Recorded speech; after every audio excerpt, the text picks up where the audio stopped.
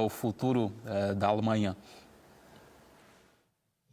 Bem, me parece que o atual governo, vamos lá dizer, o governo em perspectiva, não foi ainda formado, mas enfim, o governo em perspectiva de CDU-CSU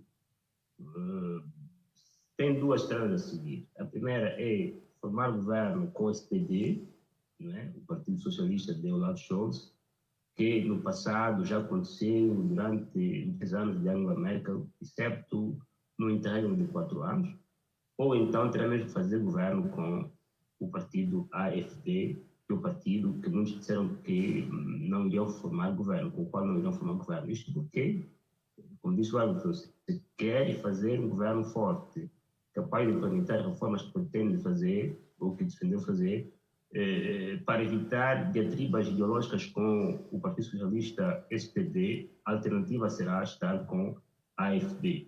Esta é a estrada possível, porque se não acontecer isso, o risco é que se volte para uma outra eleição antecipada. Isto porque é verdade que a SDU venceu a eleição, mas em termos estatísticos ganhou apenas 4% a mais em relação à eleição de 2021. O vencedor foi a AfD, que passou de 10% em 2021 para 21% nessa eleição que aconteceu há dias atrás, né? Então, é uma eleição que não dá um vencedor claro, em termos de maioria parlamentar, mas indica uma perspectiva para o país, que é a perspectiva de AfD, embora seja um partido, enfim, de extrema-direita, como se diz, é a perspectiva que a população votou em massa e se espera que possa fazer parte do governo. Agora, no que toca às políticas, sobretudo a ideia de se desligar dos Estados Unidos. Como podemos imaginar, a Alemanha assusta, ao longo da história foi assustando os seus vizinhos europeus, não é? Foi assim, vamos imaginar, com a Weltpolitik, que terminou com a Primeira Guerra Mundial, e depois chega Hitler, que causou a Segunda Guerra Mundial. Em todo este período, os europeus foram os mais visados, né, com anexações territoriais da parte da Alemanha, mas também é verdade que a Alemanha, nesta altura, era o país mais industrializado e também o mais rico e até o mais liberal de todos os países europeus. Mesmo durante a fase de colapso da União Soviética, ao fim da Guerra Fria e a unificação da Alemanha, nem todos os países europeus estavam de acordo que isto acontecesse.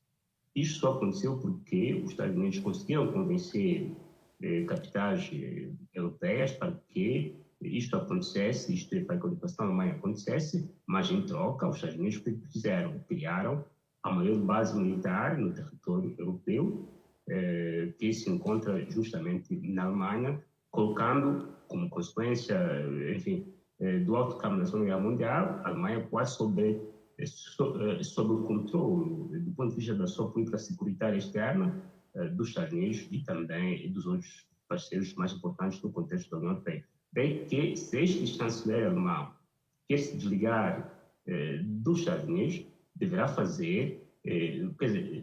deverá ter uma política nova, não é? De ruptura completa da história oriunda da Segunda Guerra Mundial, isto é, das consequências da Segunda Guerra Mundial. Deverá eventualmente promover uma nova Constituição. Será que isto vai acontecer sem o apoio da AfD? Deverá seguramente ou provavelmente negociar a retirada dos soldados americanos do território alemão. Será que os Estados Unidos vão acreditar, vão autorizar que isto aconteça? E deverá, pois, combater o que caracteriza os alemães pós-Segunda Guerra Mundial, que é o sentimento de culpa, em função do que os alemães fizeram contra, vamos dizer, enfim, contra os hebreus e tantas outras minorias que foram vítimas do Holocausto durante a Segunda Guerra Mundial. O sentimento chamado de Schuldgefühl, isto é, terminar com o sentimento de culpa. Se não se terminar com o sentimento de culpa, não se alterar a Constituição, não houver consenso no seio dos demais países europeus, não houver, vamos dizer, o beneplácito da parte dos Estados Unidos, a ideia de se desligar dos Estados Unidos ou implementar a sua independência dos Estados Unidos só pode ser lida como sendo um desabafo político que ele fez em função das últimas movidas do presidente Trump, que, como se sabe, nas movidas que ele fez com o presidente Putin, não envolveu os países europeus. Porque, estrategicamente, para que isto aconteça, deverá fazer muito mais do que dissemos até aqui, e não parece que, nessa altura, os alemães estejam tão, de repente, viraram revolucionários, né? Capazes de mudar todo o status quo criado no pós-Segunda Guerra Mundial. Há ainda muito trabalho interno por se fazer.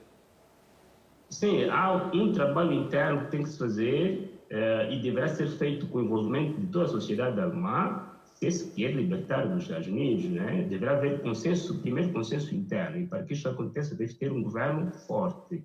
E para ter um governo forte não deverá, se não contar, vamos lá imaginar, com a alternativa for Deutschland, que é este partido que muitos dizem é muito semelhante ao partido nazista de Adolf Hitler. Se não acontecer isto, uma libertação da dependência dos Estados Unidos pode ser tida como sendo um mero desabafo político e não uma intenção, um programa de governo que ele vai implementar. Claro que no seio da União Europeia existem discussões sobre a criação de um comando militar autônomo em relação à NATO, mas isso só aconteceu, vamos dizer, o único presidente no contexto europeu pós-Segunda Guerra Mundial que promoveu a ideia do comando militar único e até levou o país a sair do comando militar da NATO foi de Gaulle, né? Que tirou a França do comando militar da NATO. Quem devolveu a França do comando militar da NATO foi Sarkozy em 2009 ou 2010.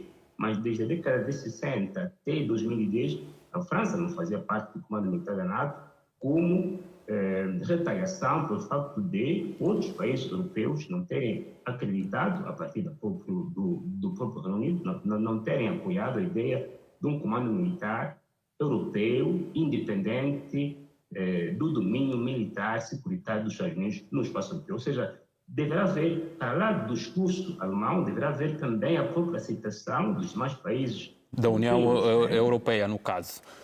Vamos continuar a... Pois, ele diz mais, só para concluir, ele diz que pretende que a União Europeia seja uma estrutura forte, mas a União Europeia, pela sua natureza, não pode ser forte. É o que é. Mais do que isso não pode ser porque não é uma organização federal. Muito bem, Saul.